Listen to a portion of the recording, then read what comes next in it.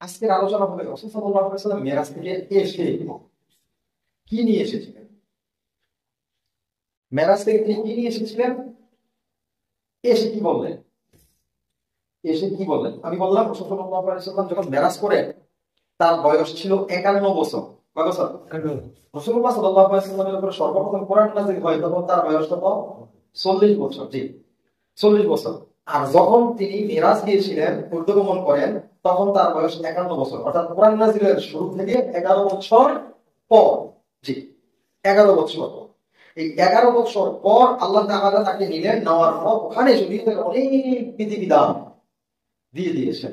তো তার মধ্যে থেকে উলামায়ে কেরামগণ, মুফাসসিরিনগণ, মুহাদ্দিসিনগণ এই বিষয়গুলো কোরআনের যে তাফসীর, সূরা বনী ইসরাঈলের, সূরাতুল বনী ইসরাঈলের 22 নাম্বার থেকে 37 নাম্বার পর্যন্ত, 22 নাম্বার থেকে 37 নাম্বার পর্যন্ত আয়াত, 22 থেকে শুরু 37 পর্যন্ত, এই আয়াতগুলোর মধ্যে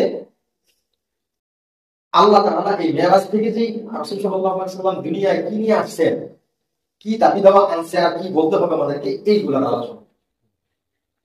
হ্যাঁ, 14 দফা। কয় দফা? 14 দফা। জি, 14 দফা। প্রত্যেকটা দফা, প্রত্যেকটা দাবি, প্রত্যেকটা আয়াতের মধ্যে বলা আছে মেরাজের শিক্ষা। এটা কথা, এক কথায় কি বুঝলাম? মেরাজের শিক্ষা। মেরাজের শিক্ষা হলো 14 দফা। মেরাজের বিস্তারিত আলোচনাটা হবে ইনশাআল্লাহ আগামী সপ্তাহে। যেহেতু 27 তারিখ আমাদের 26 তারিখ রাতে মেরাজ হয়েছিল, 27 তারিখ এই কাছাকাছি একটা আলোচনা কিভাবে হয়েছিল এটা আলোচনা করবো। আগে দাবিগুলো আমরা বুঝে নিই। রাসূল সাল্লাল্লাহু আলাইহি ওয়াসাল্লাম কি নিষেধ, 14 দফা।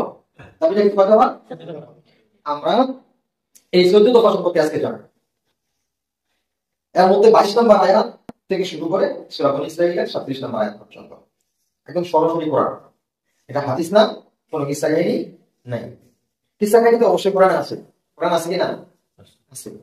কোরআনের 6000 এর উপরে 6500 প্রায় আয়াত। ঠিক আছে, এই আয়াতগুলো 6000 এর উপরে আয়াতের মধ্যে 2000 এর বেশি কাহিনী আছে, ঘটনা।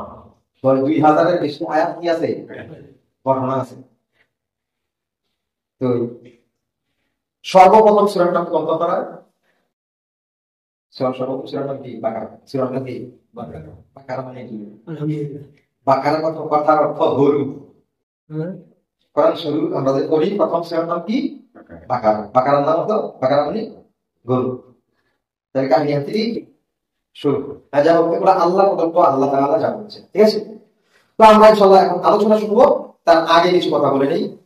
কোরআন শরীফ দেখে, এরা হাদিস শরীফ দেখে দেখে আপনাদেরকে কিছু আলোচনা শোনাই, মাঝে মধ্যে এরকম বলি, হাদিস নাম্বার এত কিতাবের মধ্যে এটা আছে, সহিহ বুখারী, সহিহ মুসলিম, সহিহ নাসাঈ, সহিহ তিরমিজি, আবু দাউদ, আহমদ, এরকম হাদিসের কিতাবের নামগুলো বলে নাম্বারগুলো বলে দিই। বইলা দেওয়ার পর আলোচনাগুলো করি। এই আলোচনাগুলো আবার আমি মাঝে মধ্যে কি করি, মাঝে মধ্যে সব আলোচনাগুলো আমার ইন্টারনেটে ছাড়া হয়।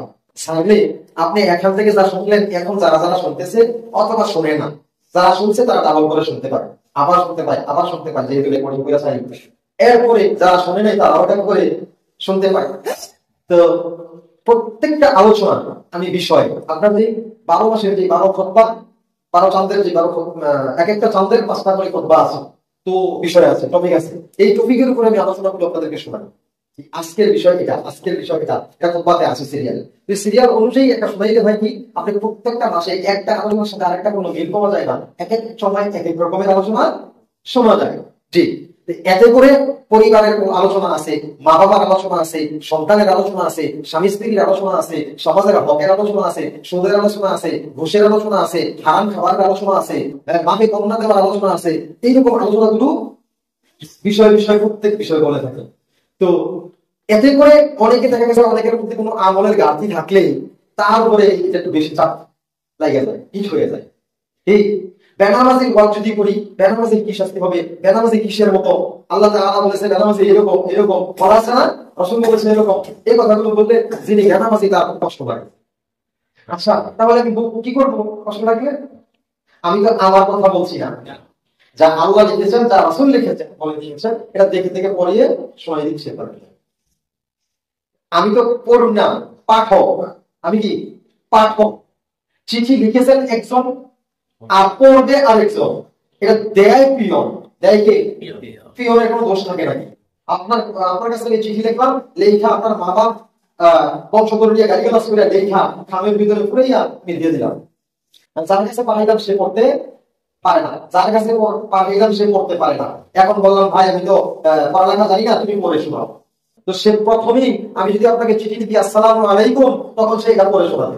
আর যদি দেখি অমুকের বেটা, তাহলে সে এটাই পড়ে শোনাবে। আসসালামু আলাইকুম বলবো, যেটা লেখে সেটাই পড়ে শোনাবে।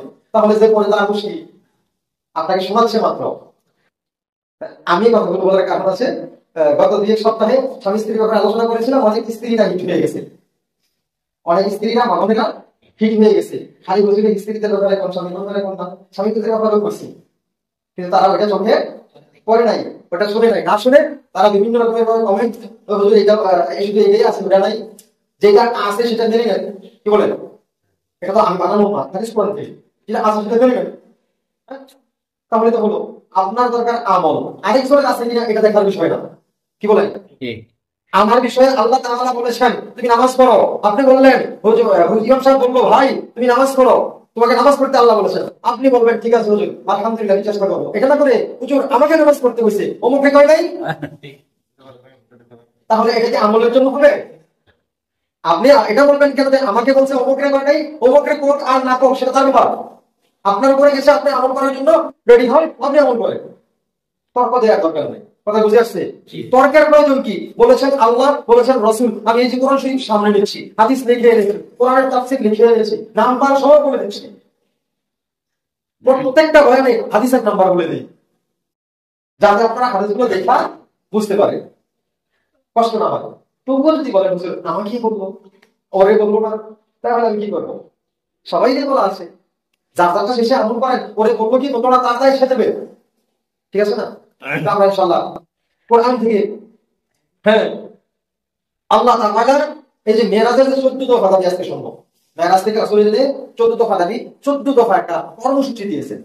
কর্মসূচি অর্থাৎ রাসূল মেরাজ থেকে আয়েশা বলছে তোমরা কি কি করবে, এইরকম 14টা কর্মসূচি দিয়েছেন আমাদেরকে। এই 14টা কর্মসূচি সম্পর্কে আলোচনা কোরআন থেকে, সরাসরি কোরআন থেকে, সূরা বনী ইসরাঈল আয়াত নাম্বার 22। সূরা বনী ইসরাঈল আয়াত নাম্বার 22 আল্লাহ তাআলা বলেছেন যে প্রথম কথা তোমরা আল্লাহর সাথে কাউকে শরীক করবে না। সূরা আয়াত নাম্বার